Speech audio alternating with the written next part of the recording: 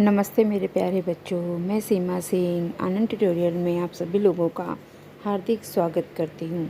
आज हम कक्षा 8वीं विषय गणित विषय का संकलित मूल्यमापन 2 आज हम ये करेंगे। ठीक है, तो चलो वीडियो आप लोग देखिए।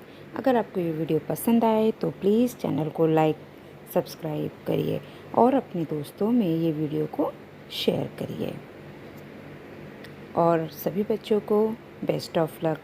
आप लोगों का पेपर अच्छे से जाए, आप लोगों को अच्छे अंक प्राप्त हो और आप लोग अपना पेपर बहुत अच्छे से करो और अपने दोस्तों को भी करवाओ। ठीक है, चलो बेस्ट ऑफ लक।